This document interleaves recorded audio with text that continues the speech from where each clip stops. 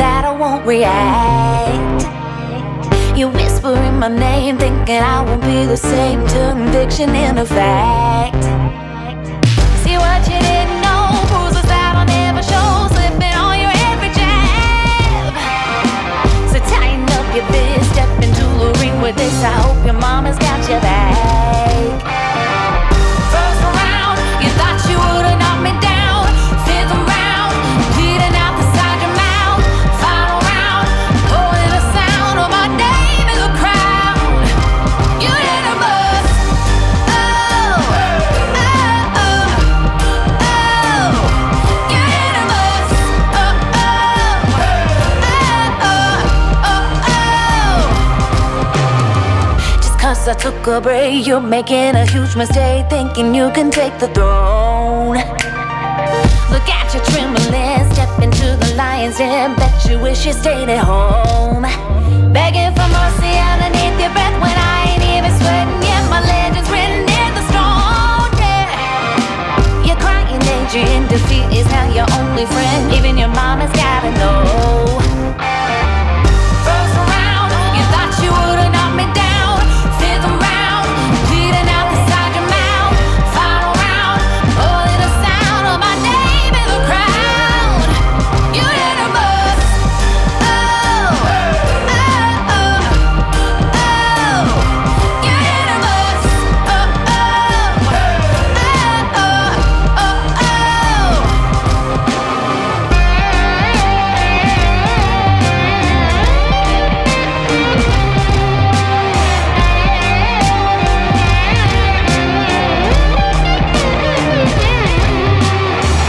First round, fifth round, final round. Oh, yeah. First round, fifth round, final round. No, no, no, no, no, no. First round, you thought you would've knocked me down. Fifth round, bleeding out the side of your mouth. Final round, holding the sound of my name in the crowd. You hit a bus. Oh, oh, oh, oh. You hit a bus. Oh, oh,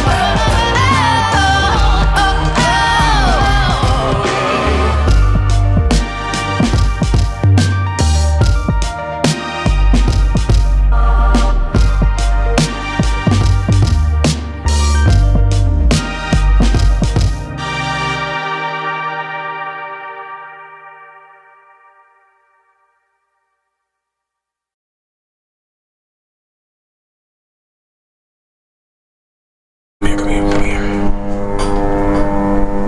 There it is again.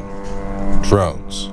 As I fail to fall asleep in Kiev and find myself trying to pass the time by smoking and playing Bannerlord on my computer, the recognizable sound of Russian long-range fixed-wing drones slowly filled my ears as it approaches. It's as if a lawnmower was flying above your home and was closing in on my location, along with the apartments of many other civilians who may end up in the destructive pathway of these war machines. I've come to know that mind-numbing noise is the Iranian-designed 𝐒𝐨𝐜𝐿 drone, which became the base design for later domestically made Russian models. It's how most Ukrainians interact with Russia these days, hiding in their corridors hoping that if it hits them, their family will not be burned and crushed.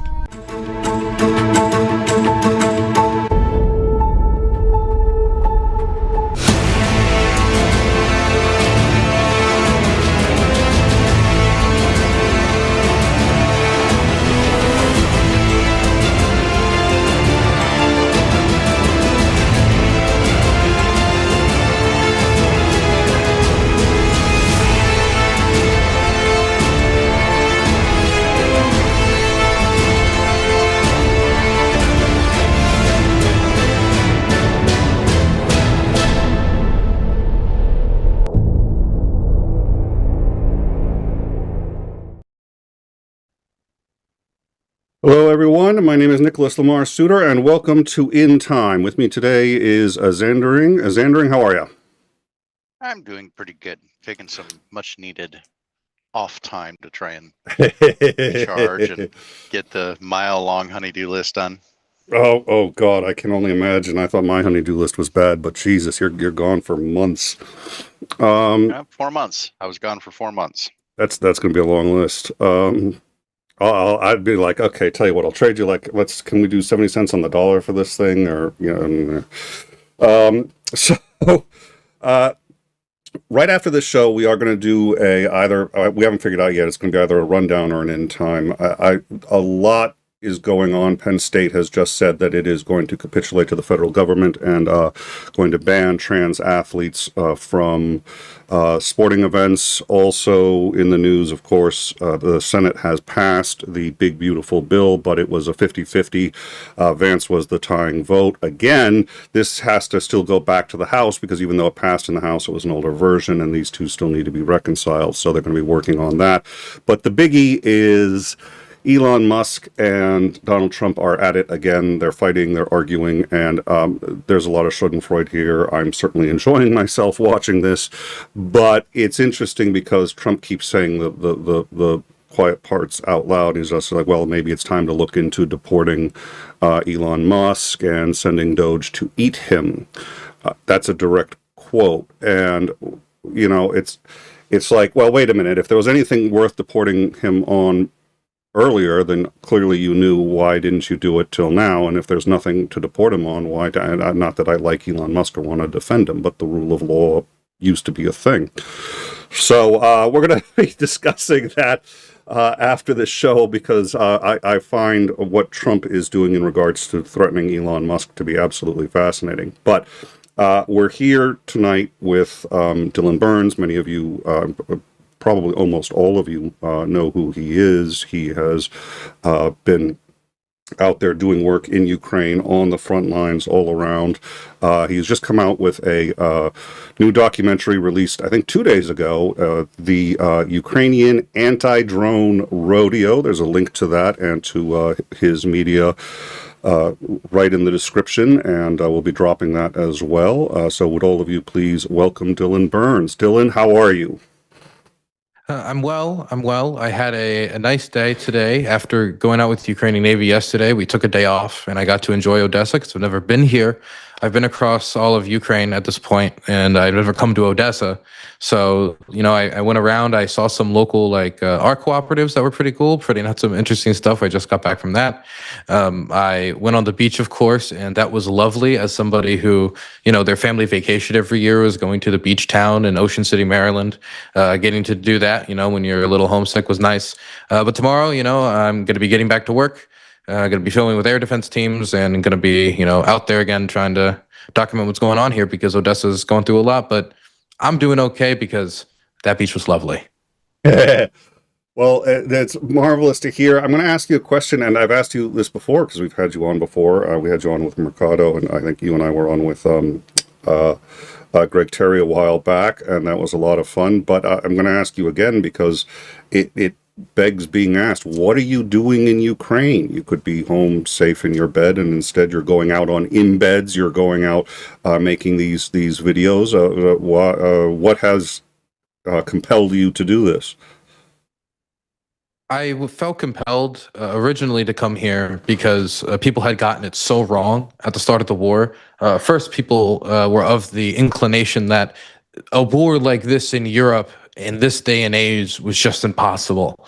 And I feel like now that that line's been crossed, a lot of people have kind of normalized what's going on in Europe, but really this is horrifying. What's going on in Europe. Of course, a war going on anywhere is horrifying, but considering the how brutal the war is, right at the doorsteps of a continent that had been, experiencing comparative to the decades and the centuries that preceded it, just bloodshed after bloodshed after bloodshed. I believe that had to be covered, but I also believe that people had gotten it so wrong that it wouldn't even happen in the first place. And I felt concerned when I saw the blood bags on the border, and that was when it was at that point that I started to take the U.S. intelligence assessments more seriously. But the fact that there were so many people just confidently inserting till the end that it wasn't going to happen, and then it happened. And so obviously there had to be a reassessment. But the thing that really laid it on was the fact that the Ukrainians didn't immediately collapse, like those same people who said it was never going to happen. Well, now this is going to happen, and it didn't. And so I wanted to, after streaming a bit and covering the war, and getting a decent chunk of change for somebody my age, like $5,000-$10,000, I was like, okay, do I improve my studio, or do I go on the ground and try to figure out what's going on and give people a better perspective? And I decided I wanted to do the latter. Originally, it was just going to be refugees in Poland, but this war has a way of sucking people into it. And it kind of went from refugees in Poland to maybe crossing the border into Lviv, to within a month of that, I was embedding with territorial defense on the Zaporizhzhia front line, with their teams like maybe like half a mile from the Russians. And I think since then, what's kept me here has been the fact that a lot of the conceptions that have been built up by either just general ignorance, mythology, either state-backed mythology or just these kind of folk tales of, like, for example, like Russia was going to come in and crush the country. Well, Russia's not a mythological beast that just goes "Hurrah" and like goes over the country. It has a complex internal system with its flaws and with its benefits. The flaws being that there's a huge problem with corruption. The flaw being the rampant brutality and the war crimes. Flaws being, I would say politically, of course, a certain authoritarian model. But on the benefits of it, you can lose these many soldiers and still suppress society to keep on marching forward. And so this is a complex picture that people who go out there and say, yeah, Ukraine is completely undefeatable, they're going to win this battle, they're going to win that battle, those people aren't being realistic. And then the people who are going out there and saying Ukraine's going to be completely defeated, there's no chance Ukraine can win, it's going to get crushed, it's just a matter of time, they might as well take what's on the table now. Like, those people are being unrealistic. And that's not to say that, I don't think that Ukraine could one day have all of its territory liberated. I do, in my heart of hearts, believe that, but that's just to say that complex picture, the more I observed it, the more I desired to paint it. And so I felt that required more than one embed. That required me embedding as much as possible to understand what's going on here and to document what's going on there, because we need more freelance journalists outside of just, mainstream media doing 7-minute segments, documenting the day-to-day lives of the people who are experiencing the largest war in Europe since World War II. All right. Rather than, I do want to get to your latest documentary in a minute, but I want to pass it off to Xandering, see if he has any questions about, I don't know, what you're doing now or whatever he's got, and then we'll go to the documentary. I got a lot of lint in my pockets. That's what I got. My always curiosity is, coming from especially the United States and going to some place like Ukraine in the middle of a war. What was that like for like your daily routine? How much of a culture shock was there? I think that obviously not being able to speak the language of everybody around you has been difficult. And, I take Ukrainian lessons. I learn more, but I learn through usage. And, in my day-to-day routine, I'm either, trying to produce content about what's going on here, what's going on legislatively in the United States about Ukraine aid, what's going on just domestically in the United States generally right now. And with that, combined with my script writing, combined with embeds to the front, I'm not spending a lot of time touristing around, like finding like all the different ways to say hello to new people. A lot of language I know is like divide, a skill, pasadka, like get to divide, get to the pasadka, stuff like that. It's stuff that I've had to learn in combat environments to live. And so I think that having problems with communication has obviously been a big culture shock, and has made me, I think, a little bit more understanding of multiple language like signs in the United States, and like a lot of the difficulties when I see people like having like trouble like speaking in a restaurant or something. If there's any way that I can help, I try a little bit. So I think that was probably the biggest. But with time, it's gotten easier, and you still get to know people, and that's really, I would say that's probably been the biggest. Outside of that, the drinking culture here is pretty heavy, and with a lot of people, you have to drink in order to socialize with them. And I'm not really a big drinker. That's not to say, I don't, I'm more of a smoker than I'm a drinker. And so like I'm 3 ciders down, and I think I've had a day, but my goodness, these generals. That sounds like hanging out with the Canadian Army and South Korea, or the Canadian Navy in South Korea. They actually have full bars on their ships, so that's a bit of a interesting experience to have. I never got to go over to Europe, so I'm always interested in what it's like to go over and be in that area and talk with the people. How was your reception? I know it's a little bit of a different scenario set up where Ukraine is looking for support, but I know when I was in the Navy, when we'd have people come on to try and look around and see how things are going, do stories, etc., like that, it was a little bit frustrating to have them tagging around because it slowed down what I was trying to do or whatever other people were trying to do. They kind of got in the way, and you had that kind of babysitter mentality. How was your reception for the Army over there? Honestly, I've never really had much of a problem with like negative reception from the Army. Most of my problems, and I think that's part of my like filming philosophy, is I'm a fly. Right? I shouldn't look at myself as anything more than that. I shouldn't look at myself as the top philosopher who's going to be like, please tell me your political philosophy and the liberal incarnation of the modern Ukrainian state with the imagery of like, that's not my job. My job is to be here and document the war. And I can be friendly with the guys. If they have questions about my life, I'm an open book.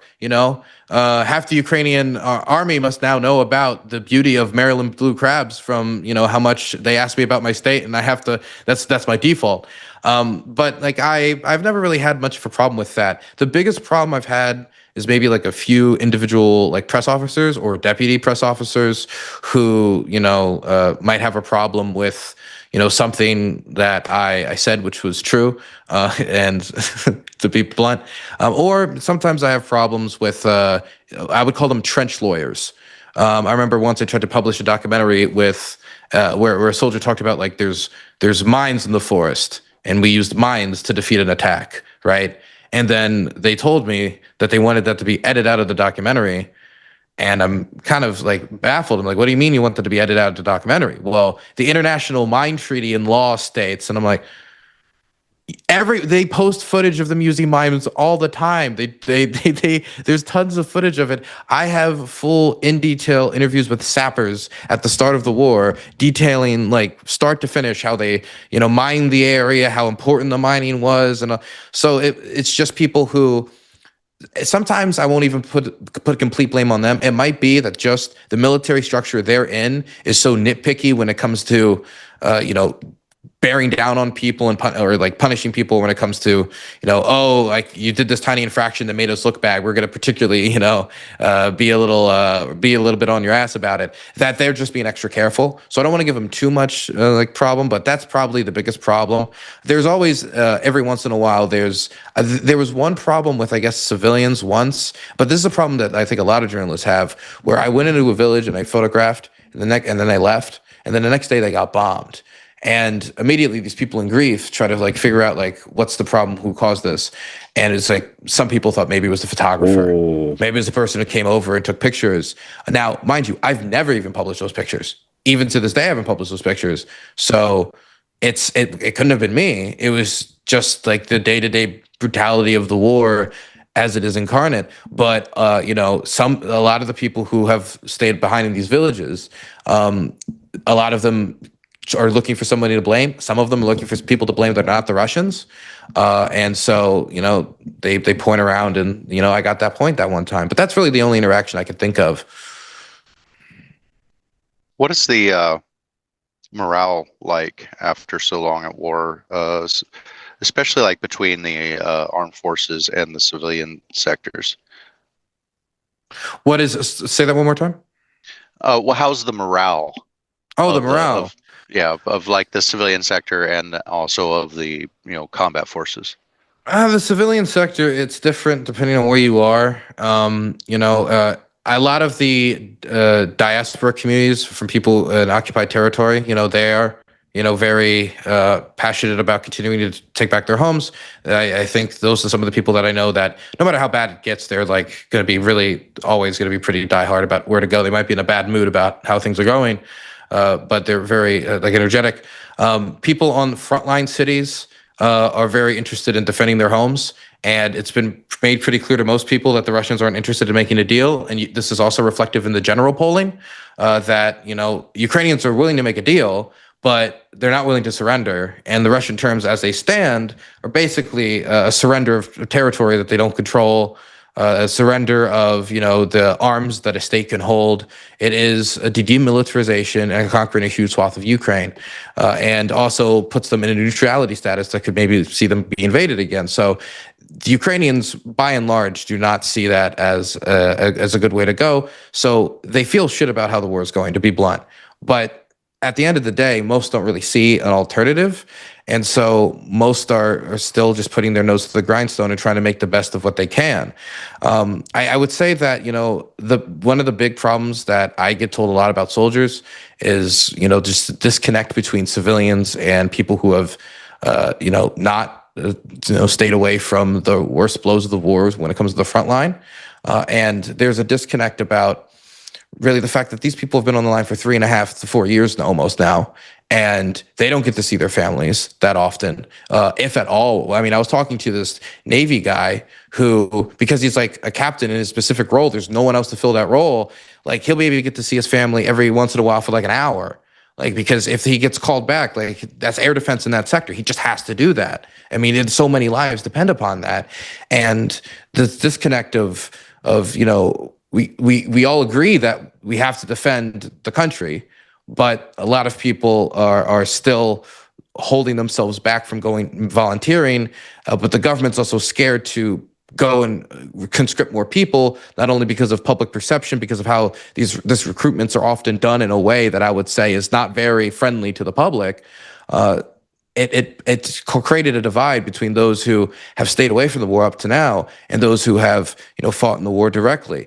That divide isn't like universal, because of course there's efforts like volunteering. There's other ways that people support. And there are people who, if called up, they will go. So they stand on that principle. But with the government scared to, expand conscription, with the way conscription is done, and with the fact that some people just are completely draft dodging, to be blunt. I mean, I've met a lot of these guys. I've partied with a lot of these guys. Draft dodgers are going to continue to draft dodge. And so I think that this divide is, probably one of the biggest things that I get told when I ask soldiers a question. What's a lot of the problems with society right now? So where are you at now? I'm in Odessa. Odessa. I couldn't remember. Sometimes I forget when we talk just before the show and then get on the show and it's like, oh no, did he mention where he was at? So I just had to make sure that. So what are you doing in Odessa now? That seems a little ways away from the front. Well, I embedded with the Navy, Navy that does mostly like sea mine clearing and air defense on these patrol boats in the area. And so I interviewed, a captain, deputy captain, a gunner, different crewmen out at sea. We went out at sea on a patrol mission, and I filmed their work. I filmed, them working on the coastline and trying to patrol for possible like Shaheed attacks most of the time it's during the night. But this was a patrol during the day because they're always trying to be, careful because you never know what could happen. But I mean, literally 5 hours before, I was woken up at 3 a.m. by a massive Shaheed attack that was shaking our building. And that team that I embedded with shot down a Shaheed literally like 3 hours before we got there. These attacks have massively expanded, not only here in Odessa, but across the whole country. We're constantly hearing record number drone attack, record number drone attack, record number drone attack. Every time you hear that, that's another notch about how big these things can really get. And with Ukrainian reports indicating that, production is expanding, and we're just seeing the reality of that expanded production right now on the ground, the drone threat for both the Ukrainians and the Russians is going to massively expand. And the Russians have the problem. They have a lot of airspace that they have to cover because it's such a giant country, and that's going to be a big weakness for them. Where the Ukrainian weakness right now is that not only is there, of course, the ever-present manpower problem, but is a problem of a lack of sufficient air defense capabilities and a political reluctance of Ukraine's support to give them that support. Like when I was going with this team, these guys just shot down a Shaheed. I asked them, what type of equipment do you need? And they're like, oh, we need good night vision. Like, how can you not be doing this? How could you do this job without good night vision? How is that possible? They paint the Shaheeds black. You're telling me you see that little splotch in the sky going hundreds of miles an hour, and you have like 5 to 10 seconds. You have that window to shoot it down, and you did that 3 hours ago? That's immensely impressive. Imagine what they could do if they had better equipment. So how large is the Ukraine Navy? What kind of operations are they actually engaged in? Are they traveling far from Odessa, or is it just like off that? I mean, that I did general a few missions with their aircraft carrier out in the Pacific, but do you mean the Pacific Navy, or do you mean their Atlantic Navy? Their Atlantic Navy. Their Atlantic Navy. So you don't want the 3 Pacific aircraft carriers. Okay, well, they're a mighty navy. They're a gigantic navy. No, look, the Ukrainian Navy is incredibly modest. It's a small collection of mostly patrol boats and maybe a couple of larger ships that could maybe on a day fire a missile if a missile at a target. But with this a small amount of resources that they have, they've been able to essentially cripple a much larger navy to the point that they're scared to go near the Ukrainian coastline. Where the Russians at one point were thinking about landing in Odessa. And I mean, when I was talking to people here, that was a real fear. That wasn't just like something in the headlines. People here were talking about what would happen if Russian Marines landed on the coastline. Are you going to get a gun? Are you going to fight them off? Are you going to run away? What are you going to do with your family? Are you going to try to stay here through the combat? And, having to think through those decisions is like a terrifying thought. It was something that was really on the minds there. That's not even, you talk to people about that today, that's not a possibility. Who achieved that? It's the Ukrainian Navy. That's the only people you could really, not the only people you could put the benefit to, because of course, the ground forces have wear down the Russian army to the point where they have to take all the Marines and say, good luck in the Donbass. But the Ukrainian Navy was the force that sunk a lot of these ships. The Ukrainian Navy is coordinating with drone production to launch the 𝐒𝐨𝐏 program that has disabled a decent portion of the Russian Navy. I mean, the Russian Black Sea Fleet is a shell of its former self. Its flagship sinks at the bottom of the ocean. So, yeah, it's humble, but I mean, like it's got a hard bite. And now they're doing air defense missions, they're doing sea mine clearing, and the fact that the Grain Corridor even exists shows that the Ukrainian Navy can do a lot with a little, and they've been able to basically keep up not only the Grain Corridor, but also the coastline being defended from the Russian Navy, which is now crippled. So yeah, it's humble, but it's done a lot. That doesn't mean there isn't any problems like the rest of the Ukrainian armed forces has, of course, but they've done a lot with a little. Well, the Ukrainian Navy is much smaller than the Russian Navy, which of course includes a number of T-72 tanks, a number of APCs, all in the Navy. They joined the Navy very, very briefly after the war started, when the bridges they were on. Anyways, bad joke. I did want to, since you got into the Shaheeds, I do want to get into the latest project that you just dropped 2 days ago about drones and shooting them down. And I would like to ask you, this is from that documentary that you just dropped, and this goes to, I think, what you were saying about the night vision. This is a very powerful, this is one of the most powerful flashlights I've ever seen. What is this man doing here? This man is using you call it a flashlight, you call it a searchlight, but I mean, they're essentially like really big flashlights that they shine into the sky, because the Shaheeds, while at the start of the war, they were, kind of just like a grayish, like steely color. Now they've painted them black. They've camouflaged them. And that's why the majority of the Shaheed attacks are at night. I haven't been able to film any Shaheed attack during the day. I've only been able to film stuff at night. And that's because they try to swarm at these times when they're the hardest spot, and not everybody has night vision. And so what this team is doing is they take a laser pointer and they identify the drone after they drive out to this position, because this team was a team on the back of a pickup truck that came out from their encampment that's away from their position, because they don't want to, get bombed by the Russians.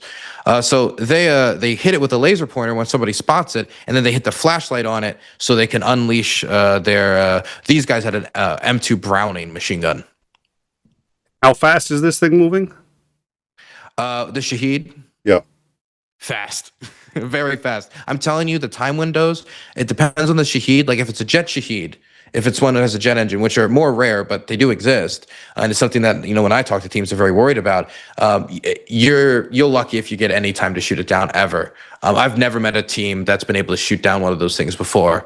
For the smaller for the other, not smaller shaheeds, but for the normal shaheeds, the more standard shaheeds, you see the propeller ones, you got like 5 to 6 to 7 seconds for the time window it's in your zone. So you don't have a lot of time to work, a lot of time to shoot it down. If you're lucky, maybe you can get to 10 to 12 if it's like going at a specific route, and that's why they try to be at the right places beforehand. But those fixed positions have a danger, because with so many shaheeds and with FPV teams definitely in the Sumi region and anti-drone teams that are working out there, anti-air teams that are working out there, they can get targeted. Their fixed positions can get targeted. And so like even the most like attuned air defense routes can be targeted as well. So, they have to deal with the possibility that danger could fall upon them from the very shaheeds that are attacking. And having to run away while also trying to shoot these things down for like 7 to 12 seconds if you're lucky. Jesus. All right, we have Johnny Negregard, 22 Norwegian kroner. Hello, time traveler, Slava Ukraini, Heroyam Slava. Thank you so much for your super chat. We also have Jadzilla Music, 9.99 British pound sterling. Thanks for bringing Dylan back.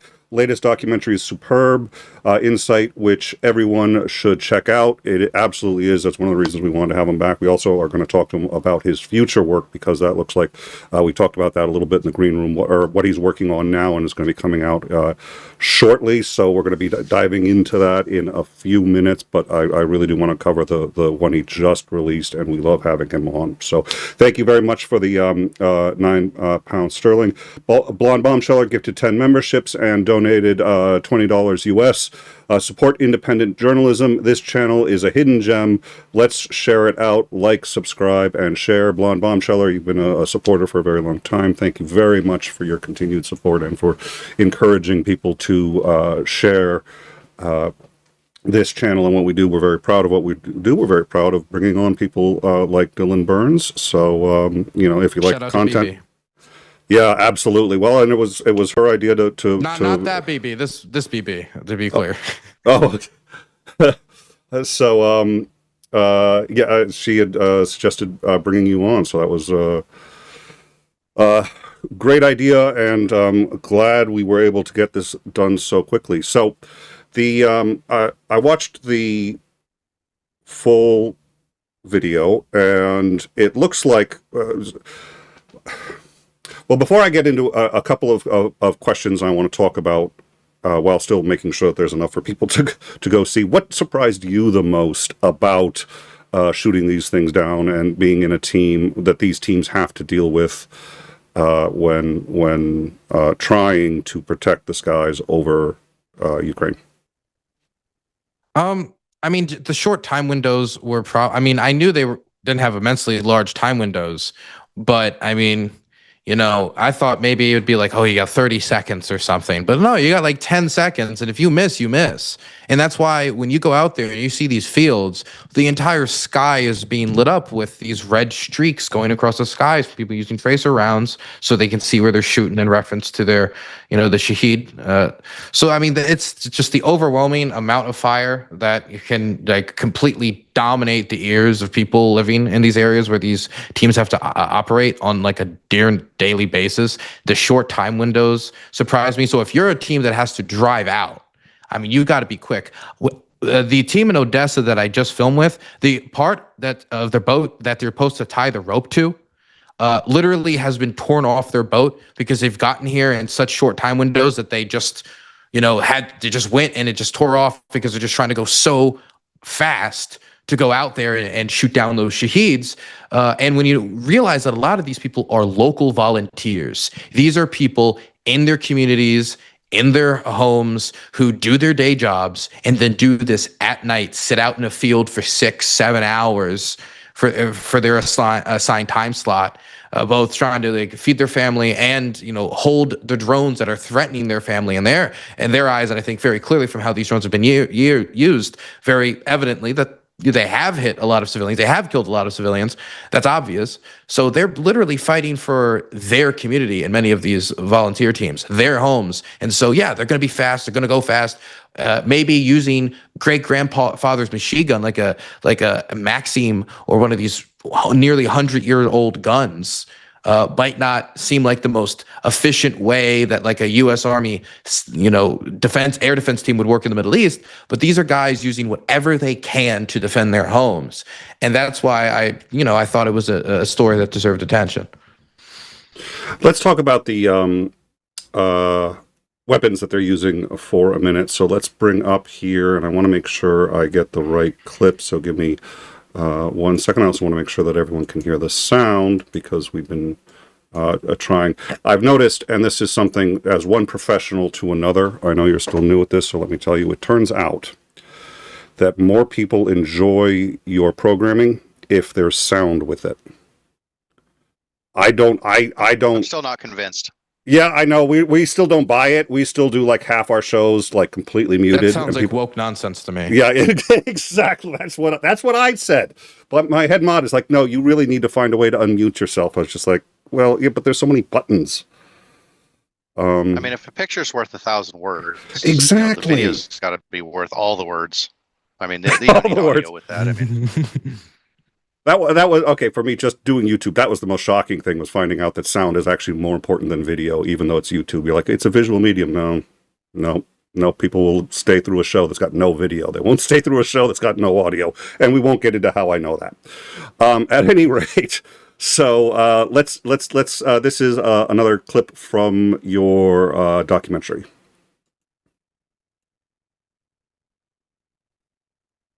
Genius and resourceful, others stubborn and crazy. It does take a certain amount of risk aversion and determination to drag out whatever old guns you have in storage to face down the arsenal of the largest country in the world, especially once you realize what you have to make do with. While the Shaheed Killer training program is based off of the US M2 Browning machine gun, which Ukraine does have a supply of from Western allies, more often than not, that's not what you end up with. To give you an idea of how deep into their stockpiles Kiev has dug, let me introduce you to the Maxim. That's the Maxim machine gun from the interwar period that made itself known between the world wars. It was heavily used in this part of the world during the Russian Civil War, introducing rapid-fire action to battlefields that had never seen bullets fly that fast. But that was 100 years ago. Now these guns are stationed all across the nation, still rattling off lead towards whatever target flies within 100 meters of wherever it's stationed. This has helped fill the air defense gap, but it can only do so much when faced with ever-evolving systems going further and faster that can only be taken out by advanced automated air defense systems. For now, local teams instead try to fundraise for night vision to retrofit the systems coming from abroad or coming out of the deepest depths of military storage. In this case, the gun isn't 100 years old. It was made in 1938 during the Stalin era, meaning guns made by a Stalinist regime is being used by a democratic state to shoot down drones designed off Islamic government designs, being used by a modern presidential czar for revanchist conquest. Arms and ammo believe nothing. All right. So what I want to know is, well, actually, I want to know about those guns, but I sort of recognize this. So I'm curious what this is. So what kind of weapons were they using? So obviously the Browning was the ideal. You show training on the Browning, and you show how they trained for that, and that was interesting because a plane flew overhead. We'll get to that. There's a lot I want to cover, but I also want to get onto what you do. So I'm gonna try to. I'm not very good at containing myself. I'm a little, squirrel. So let's talk about the weapons. What kind of weapons were you seeing over there? Well, the weapon you were looking at, that's a DP-27. That was like in use during the 1920s. So we're talking about a gun that is just about 100 years old, was being designed 100 years ago. That was mostly in use during, in the Soviet Union. So they had those in reserve. They were used heavily during the Second World War and during the Soviet conquest that led up to the Second World War. And so we're talking about Stalin era machine gun that was designed before the Stalin era, being used to shoot these things down. Now, to be clear, these things, while they might look cool to the gun nerd, they actually are not as good as the Patriot system, and they have to be within like 500 meters of the drone for this thing to work and for you to really be able to shoot it down. So you have like 3 to 4 seconds with something like this a lot of times.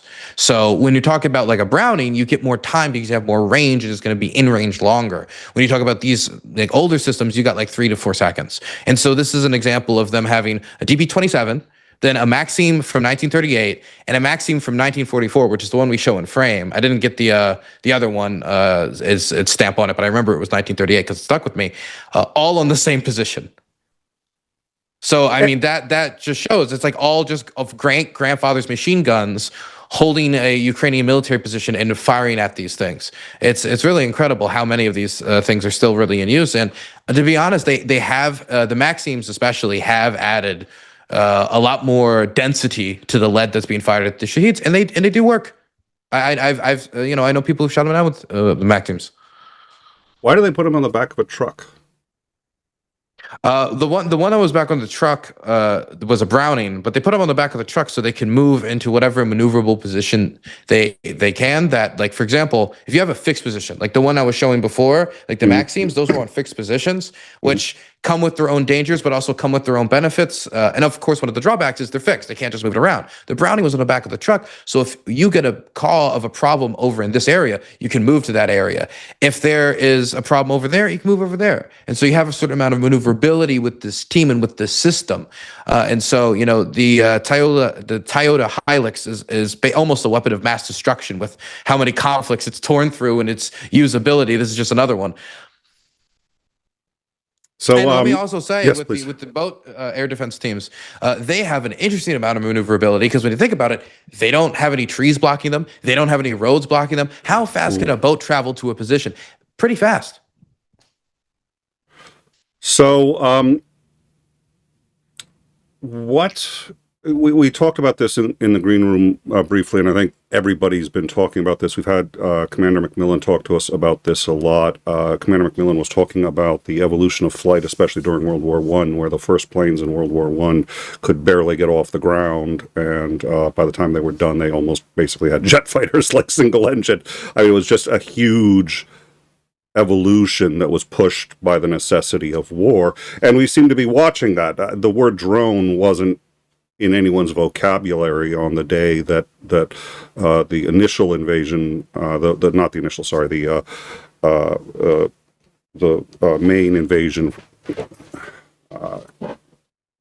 after Crimea. Sorry, the invasion into the central Ukraine started. Nobody was talking about drones. Now, not only is it all anyone can talk about, but they're talking about how they've got drone jammers. They've got the little the sort of pen things that block the drones, but now there's technology around that. There's drones with the filament, the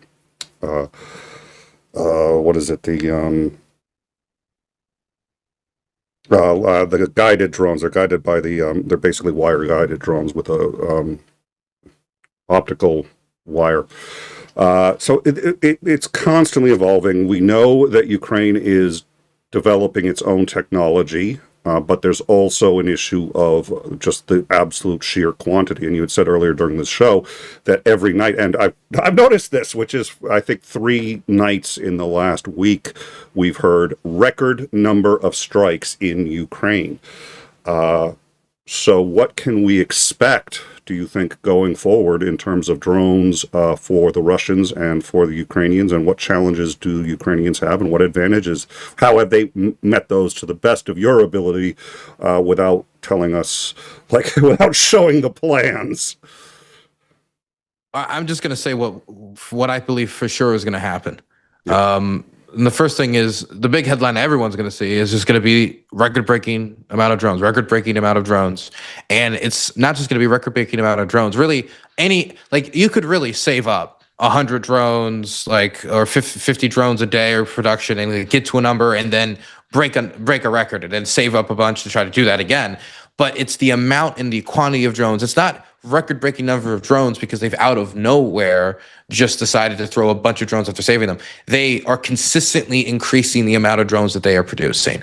And that is the most logical conclusion from this. This is what the Ukrainians are saying. The Russians are saying it. And now we have like news that the North Koreans are sending workers over to possibly work at these factories in Russia to continue to expand production. And the continued expanding of drone production is going to be probably the biggest thing we see from the Russian side. And the biggest thing you're going to see from the Ukrainian side is the same exact thing as they are continuing to expand drone production. I will say that air attacks on each other's drone production facilities and air attacks on each other's, the materials that are necessary for the guided systems, etc.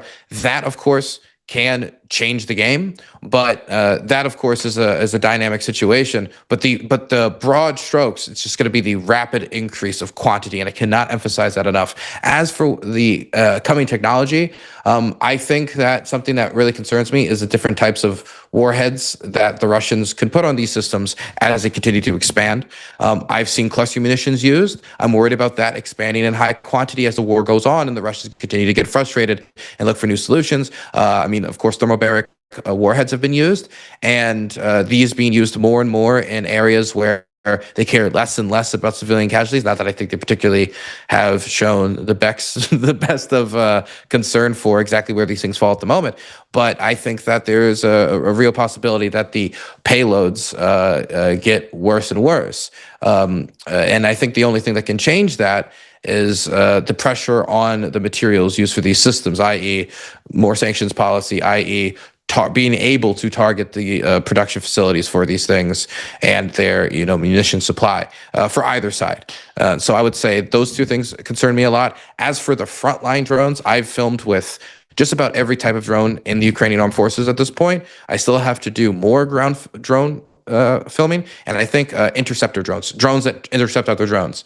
Just layering drone upon drone. A drone is the solution for drone. Okay, everything. The drone is the solution, is the multi-tool for everything, apparently.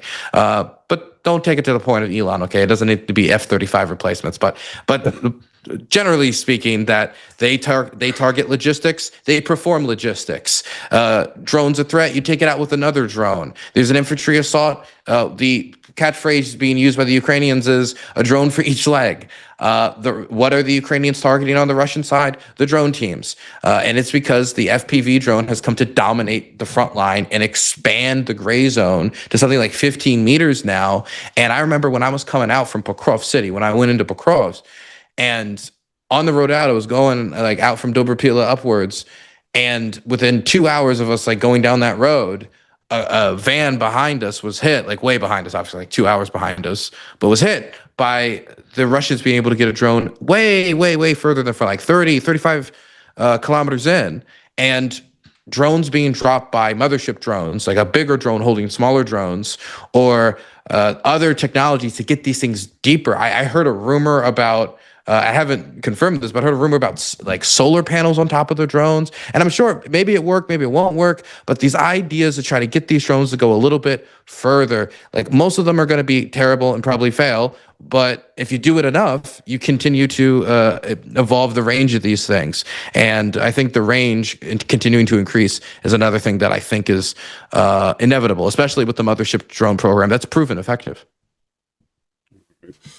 Tone Odison, member for 31 months. Wow, never going to give you up, never going to let you down. To the Rickroll there. Thank you so much for that. And Paul Jude DeBertz, I think that's correct. 100 Norwegian krona. Happy Canada Day. Happy Canada Day indeed. Thank you very much for that, and we're glad to be sharing it with Dylan Burns. So I want to ask you, let's see. One more question about this, and I want to get on to what you're doing in Pokrovsk. But it's sort of a tangential, but you did a video on the human safari, and I think that's something that does not get nearly enough attention. because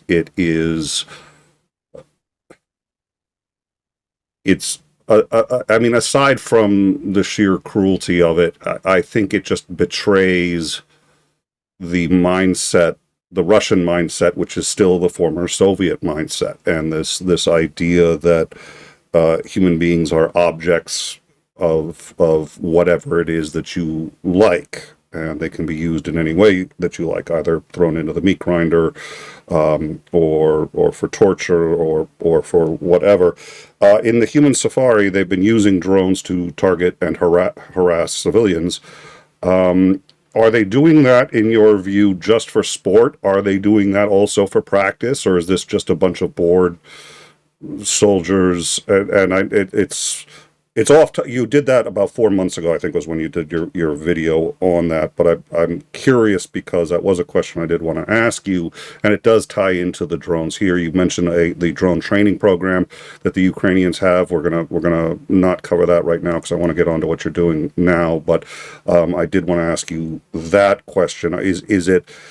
Do they justify it as training grounds, or is it just really, it's just bored Russians that are sitting there saying, "Hey, let's have some fun killing civilians"? So I can't tell you exactly why the Russians do it across the board. I can give you some of my inclinations, and I can tell you some of the most like popular rumors. And I can say what I think makes the most sense, but I just want you to know that I'm not telling you fact here, because again, I can't read the mind of these people. Even after watching enough of these videos and talking to enough of the victims, and seeing what the drones do in Kherson, I still can't really read the minds of these people. But there seems to be a lax view of what a military target is, and this is the official position by a lot of these drone units, and that if a civilian is hit, or someone in their view looks like a civilian hit, or this is how they publicly argue it a lot of the times, they'll say that is a soldier in civilian clothing, or that was a person somehow aiding the Ukrainian armed forces. But when dogs are hit, and when there are instances of people much younger, like people who are minors being hit by these drones, when old babushkas are hit on their way to the pharmacy, or on their way to go get coffee, or on their way to the store, or just to go get water and supplies because they have to go outside. There seems to be a very lax view of what makes up a military target. That's the official, at least what the accounts usually say, is something along those lines. But some of these videos really beg the question, even from the descriptions they put under them. Sometimes they don't even bother saying, "Oh, this is a military target." It's just we took out another one, or something along those lines. So there's not really a lot of leg room being put in from the Russians to justify their actions. And it's not like I've been able to get an interview with one of their commanders to justify it. So what people have come to believe is, one of the biggest things that people believe is training. That in Kherson, people are the Russians are taking units into Kherson and having them train on the Ukrainians, and essentially just hitting anything that moves in order to train up their armed force. I haven't been able to prove that, but that's probably the most popular rumor that I've heard. Is that when they talk about why they're doing this, and it's not just some amount of they're barbarians, they do it because they're horrible, and something that's not an explanation, but of course it's true that if you bomb people, it's horrible and it's terrible. Now, outside of that, I do also think that there is a certain military logic, of course not to justify it, but there's a military logic with, if all of the movement in the area you want to conquer is military, it makes it a lot easier to identify what is military, what's not military. And so if you can get everyone to leave Kherson, except for the soldiers, then anytime you see movement, that's a soldier, and that means it will expand the gray zone from just the lines of contact around the river to basically the entire city, because anything you see that moves is a soldier. And maybe if you treat everything that moves like a soldier, then eventually it will become that.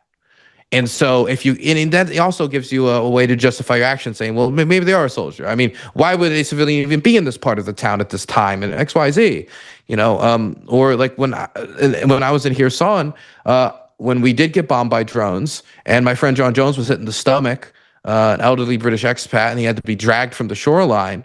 They the next day released footage of it and said we were basically like Azov super soldiers going across the river to make a bridgehead, and this was just like a few days after the Novakhovka Dam was blown up, and people were still trying to get aid. It was a boat going out trying to like save people from drowning and go check on, see if there's any animals stranded and stuff in the floodwater, see if they can help that. But the next day, what did they say? And that they're soldiers, and they're proud enough to post a video of it and a song over it that said "We're the gods of war." So they were very they're very proud of that. Well, thank you. That But, was. but I will also yes. say though, a lot of it depends on the individual soldier, because I know a aid worker who, he's absolutely crazy. He got out of the van when there was a drone by, and he just waved at it. He just waved at it like look, I'm an aid worker. I'm bringing water, and he was, I don't know if it was stress or he's just crazy or what it was. I respect the man immensely, but the drone looked at him and it flew away. And so there are still human beings behind all these like controllers. That's not to say that they always act in the most humane ways, but there have been instances like that too. But I don't really see any reports of punishment for what's going on in Kherson in these areas. So at the best that you could possibly imagine in the Russian armed forces, they are completely lax with a culture of brutality towards the populations that are living this close to the front line. All right. Well, that is extraordinarily informative, and thank you. So I know that in the future you're going to be heading back to Petrovsk. I know I didn't. I'm mutilated. I've been mutilating a lot of words in a lot of languages today. So what is it that you've got that you're trying to get done for the future, and what have you got there that you're going back to? So I finished writing the Prokofiev script. I finished that documentary. Maybe I'll be motivated to go back and film more as the situation develops. But there's also, of course, the problem that no matter how game I am, whether it's a good idea or a bad idea, depending on where you are, and depending on how bad the situation is, you don't want to be a problem, and you don't want to endanger yourself in a way unnecessarily if you don't really necessarily need to get that part of the story, or it's just it's a fool's errand. And so at this point, I filmed from outside the gates of Avdiivka all the way to Pokrovsk and different battles between that. Talked to the soldiers who fought in a lot of these battles, filmed with them as they were, being attacked by drones, or drones were flying around, or they were doing drone work back. And so I was trying to get all of this leading up to Pokrovsk, because most people saw it as the next big battle that was coming up. And a lot of the footage that I filmed right after the fall of Avdiivka just kind of worked together. So I've got this 1 year basically time lapse of how they marched up to Pokrovsk, and then the documentary ends in Pokrovsk City, filming with multiple drone teams along different times. So one day when the situation was pretty bad, and the next time earlier this year, like 3 weeks or 4 weeks ago, when the situation was particularly bad. Getting in was extremely difficult. Getting out was even harder. We had 5 failed evacuations. And it was a situation completely drowned in drone warfare, FPV patrols, drone dropping grenade patrols, and trying to just move on the surface of the city is rolling the dice for anyone that is walking there. It doesn't really matter. So it is a terrible situation in Pokrovsk, but the soldiers there are continuing to fight. And I've gone back and I've seen the same drone team sometimes, same drone guys sometimes, like this one guy called Lobster, which we feature in the documentary, who we went back and saw him again in this recent deployment. I could tell he was much skinnier, but he was still there. He was still fighting, and he was still doing these drone missions. So they're continuing to fight in Pokrovsk. But the footage I got there of just watching this living city be murdered is very, very sad. Well, and I've seen before and afters. You know, you can see all sorts of, you can see the aerial shots of a city before and then the aerial shots. That's another thing that drones have been very good at, is being able to really see what's changed. But the fact that you have an entire year's worth of footage, I think is going to be amazing. When do you think you're going to be able to release this? Well, I'm gonna, we just finished the script, so I'm hoping that I can get it out within. I'm trying to be ambitious, but like a month and a half, because I want to release like a documentary every month, but sometimes it just doesn't work out because you have one documentary that's like 40 minutes long, another documentary is an hour and 30 minutes long, one documentary that's 20 minutes long, and I'm filming a lot of stuff. I have a lot of material to go through. I've got like 9 or 10 videos in a backlog of just stuff I want to release, but it's just I was small budget. I'm not with CNN. This is the Dylan Burns TV network, and we're almost public access. Okay, so it's not, we're not pulling in the big numbers, so it takes some time to produce, but hopefully a month and a half. And it's a lot of material for one editor to go through. And also we have music composition, and we try to get Ukrainian folk musicians to make not original compositions, but original compositions of historic Ukrainian folk music that is from the regions that we're filming in, which is from these communities, because the Ukrainian language, I do think that it's an integral part of the story, and I want to make sure that it's included. Well, and then not to mention that you're recording more and going out with the Navy and going out with it while you're oh dear Lord. So I'd like to. I don't see the problem here. So that should be a weekend's work.